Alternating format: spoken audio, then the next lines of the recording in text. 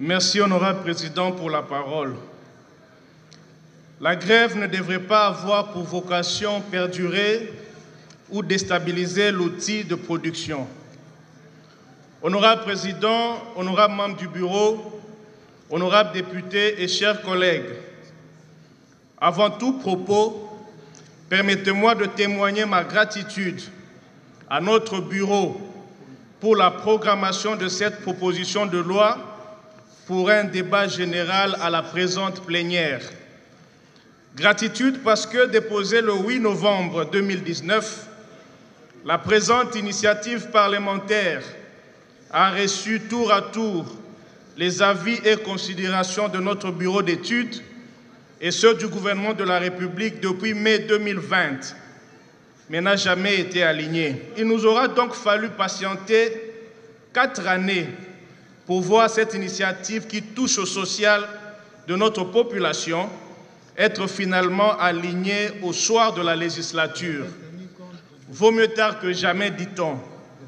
Honorable président, honorable membre du bureau, honorables députés, chers collègues, l'article 39 de notre Constitution stipule, je cite, « Le droit de grève est reconnu et garanti, point. Il s'exerce dans les conditions fixées par la loi qui peut en interdire ou en limiter l'exercice dans les domaines de la défense nationale et de la sécurité ou pour toute activité ou tout service public d'intérêt vital pour la nation. » Fin de citation. Il va sans dire que notre Constitution reconnaît clairement et garantit ce droit fondamental.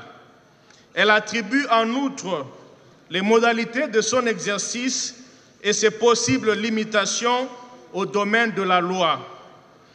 C'est le sens de l'alinéa 8 de l'article 123 de la même Constitution qui stipule, je cite encore, « Sans préjudice des autres dispositions de la présente Constitution, la loi détermine les principes fondamentaux concernant le droit de grève. » Fin de citation. Il apparaît cependant que depuis 1960, le législateur congolais n'a jamais véritablement tracé le cadre juridique de l'exercice du droit de grève. Le cadre législatif de notre initiative parlementaire ainsi plantée, il nous revient à présent d'en donner l'économie. Honorable président, honorable membre du bureau, le droit de grève est un droit fondamental qui permet aux salariés d'exprimer leurs desiderata professionnels sans crainte de quelconque représailles. Mais comme tout droit, il est susceptible d'abus. Il en est des grèves à objectif purement politique, celles qui portent une atteinte excessive à la continuité du service public. Autant l'abus peut être réservé dans le chef des travailleurs ou salariés, autant il peut en être le cas dans la réaction de l'employeur vis-à-vis de cet exercice pourtant légitime. Une grève sauvage, inappropriée et malencontreusement menée peut avoir des conséquences dangereuses et regrettables non seulement pour l'employeur, mais également pour le travailleur qui en est l'auteur. En effet, une grève démesurée peut arriver à détruire l'outil de production ou à conduire l'entreprise à une faillite et ainsi créer le chômage. Combien d'abus n'avons-nous pas enregistrés dans notre société?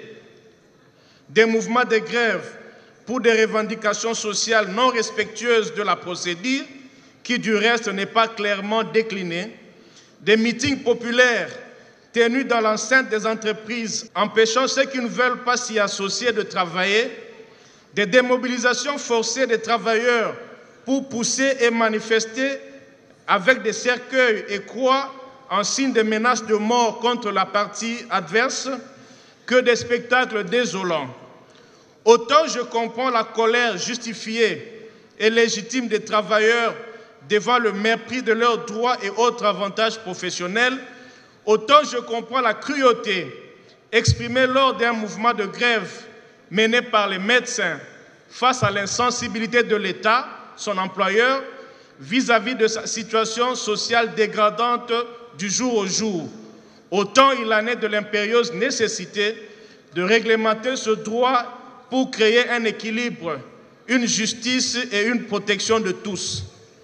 Les employeurs, de leur part, s'adonnent parfois avec cynisme à des mutations punitives, intempestives et injustifiées à l'égard des meneurs de grève. Ils procèdent parfois à des arrestations arbitraires, à des licenciements avec ou sans préavis des agents qu'ils considèrent comme trouble faits. Cette situation a envenimé pendant longtemps le climat social au sein des entreprises et de la fonction publique. Il est temps de la réguler. C'est le sens de la présente proposition de loi. Honorable Président, honorable membre du Bureau, 63 ans après l'accession de notre pays à l'indépendance, seuls 2 arrêtés des ministres ayant le travail et la prévoyance dans leurs attributions ont tenté de donner un esquisse de contenu aux modalités pratiques de l'exercice du droit de grève, ce droit fondamental. Il s'agit entre autres de l'arrêté numéro 12 Cap-Mines du 26 octobre 2005 fixant les droits des parties pendant la suspension du contrat de travail. C'était l'œuvre de notre collègue honorable Balama Genkolo, à l'époque ministre, et aussi l'arrêté ministériel du 8 août 2008 portant fixation des droits et obligations des employeurs et des travailleurs partis à un conflit collectif de travail, l'œuvre de notre collègue Marie-Ange Lucana Moufankole, à l'époque ministre. Je qualifie cette attitude d'indifférence législative vis-à-vis de ce droit fondamental, droit auquel recourent constamment nos compatriotes, agents de carrière de services publics de l'État et ceux du domaine du secteur public, privé, soit les contractuels, et cela à leur risque et péril. Heureusement pour la première catégorie, les fonctionnaires de l'État, il existe cet adage qui tue notre administration publique, Mosala à l'État et Koufakate. Mais pour les autres, ceux du secteur privé, c'est le banditisme des employeurs. Banditisme, oui et non, car il n'existe pas de loi. Dans la jungle, personne ne condamne personne, personne ne juge personne. L'outil législatif faisant défaut, c'est la loi du plus fort. Nous sommes souvent tentés de croire, et cela à tort, que le Code de travail ou encore la loi portant statut des agents de carrière de service public de l'État règle la question. Laissez-moi vous dire, chers collègues et élus, le Code de travail, du haut de ses 334 articles, ne mentionne le mot grève qu'une seule fois, et cela dans son article 305, que je cite. En cas de non-conciliation, de conciliation partielle ou de recommandations frappées d'opposition, la demande est formée devant le tribunal de travail par l'une des parties dans les délais de 10 jours ouvrables à compter de l'expiration de préavis de grève ou de lock-out notifié à l'autre partie. Fin de citation. Pas plus ni moins. Il en est de même pour la loi portant statut des agents de carrière des services publics de l'État qui, du haut de ses 143 articles, ne mentionne à son tour le mot grève qu'une seule fois, à son article 93, en se limitant de reproduire l'article 39 de la Constitution en ces termes, je cite, « Le droit de grève est garanti à l'agent des services publics de l'État. L'exercice de ce droit ne peut être limité que dans les conditions fixées par la loi, notamment pour tenir compte du fonctionnement régulier des services publics d'intérêt vital qui ne peuvent souffrir d'aucune interruption. » Laconique, autant de questionnements demeuraient sans solutionnement. À la simple question de savoir quel est le droit, ou mieux, la composante du salaire auquel le gréviste a droit, ni la Constitution, ni la loi, moins encore un règlement ne donne la réponse convaincante quant à ceux. Le bon sens, la générosité et le libre arbitre des employeurs sont invités. Honorable Président, honorable membre du Bureau, honorables députés et chers collègues, les dispositions de la présente proposition de loi s'appliquent aux agents de carrière des services publics de l'État de la fonction publique provinciale et locale, ainsi qu'au personnel des entreprises et établissements publics ou privés. S'il faut parler d'innovation, la présente proposition apporte les innovations suivantes. L'interdiction et la caducité de tout licenciement consécutif à une grève, prononcée à l'absence de la faute lourde. L'interdiction de grève par les militaires, les policiers, les personnels d'administration pénitentiaire et les magistrats. Le personnel de santé, quant à eux, pour ce qui est de la grève sauvage, car le service minimum est obligatoire. La réquisition de certaines catégories d'agents en cas de grève touchant aux besoins de la population, au service minimum ainsi qu'à la continuité des services publics. L'interdiction de certaines formes illicites de grève. L'interdiction pour l'employeur de procéder à des mouvements du personnel consécutifs à une grève et visant essentiellement les grévistes. La fixation exhaustive des droits et avantages auxquels ont droit les agents pendant la grève.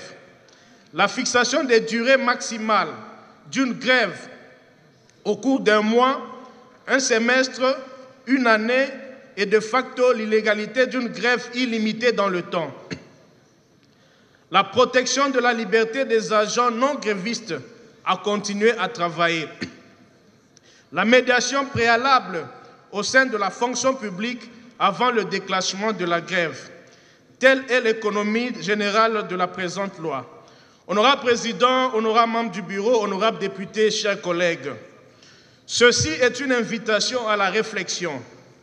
Une réflexion sur le devenir de notre société dans le secteur du travail, et spécialement dans les relations entre l'employeur et les travailleurs quand celles-ci traversent des moments de conflits collectifs. Ce travail ne sera plus mien, il deviendra vôtre après l'adoption de sa recevabilité. Vous allez l'enrichir, en améliorer l'écriture et la forme. Je tiens du haut de cette tribune à rassurer nos compatriotes qui occupent des fonctions vitales dans notre société, dont le dysfonctionnement conduirait aux dommages irréparables, que votre situation nous préoccupe au plus haut point. Ma pensée est dirigée vers le corps médical, spécialement aux médecins, avec qui j'ai eu des entretiens prononcés à travers le Conseil national de l'ordre des médecins. Recevez ici toute ma sympathie.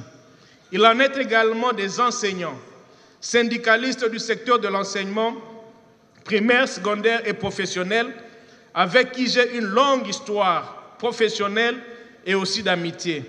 Honorable Président, honorable membre du bureau et chers collègues, je vous saurai gré de recevoir cette invitation à la réflexion en déclarant cette proposition de loi recevable. Nous vous remercions pour votre attention. Nous avons dit. Nous vous remercions, chers collègues. Honorables députés, chers collègues, vous venez de suivre attentivement l'exposé de l'auteur de la proposition de loi qu'après cette brillante exposé, honorable Guy Mafouta, auteur de la proposition de loi sur le droit de grève, l'Assemblée nationale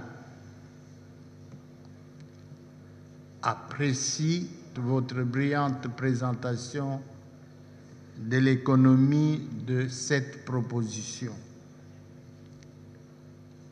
Nous vous disons merci. Vous avez honoré une fois de plus notre Chambre, comme d'autres collègues présents et absents dans la salle l'ont fait. Merci, chers collègues, pour avoir présenté cette proposition afin de combler le vide juridique qui date de l'indépendance jusqu'à ces jours. Ça signifie que nous avons eu droit à cette discussion parce qu'il existe un état de droit dans ce pays où on n'interdit même pas les manifestations garanties par la Constitution. Chers collègues, par les brillantes réponses de notre collègue Guy Mafuta, les débats généraux sur la proposition de loi sous examen est clos. À présent, nous pouvons nous prononcer quant à sa recevabilité. Qui sont pour? Merci, collègues. Qui sont contre? Merci. Hakuna muntu d'ailleurs. Qui s'abstiennent? Hakuna. Merci, chers collègues. Au vu du résultat des votes, l'Assemblée plénière déclare recevable la proposition de loi déterminant les principes fondamentaux relatifs à l'exercice du droit de grève.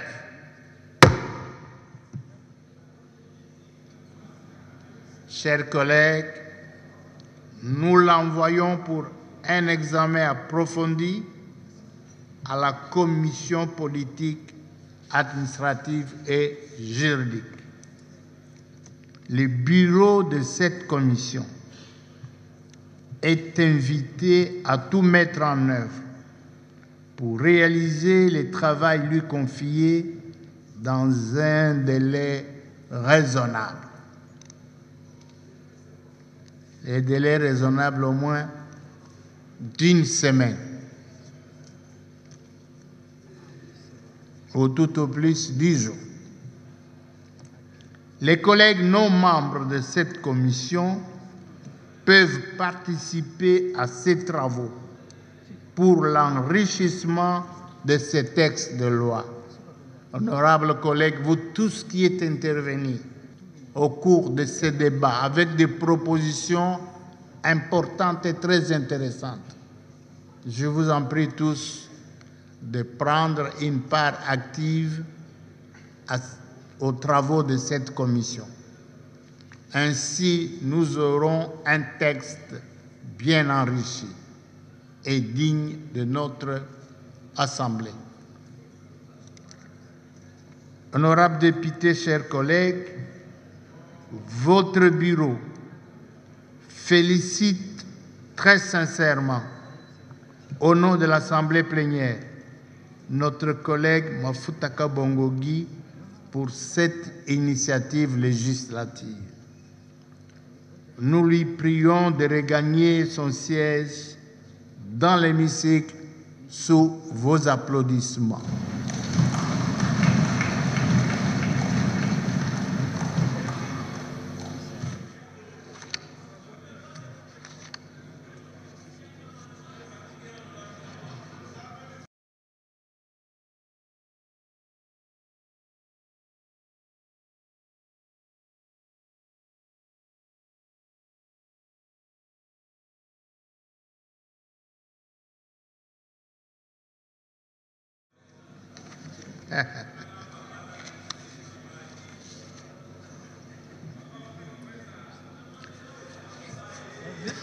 Hervé.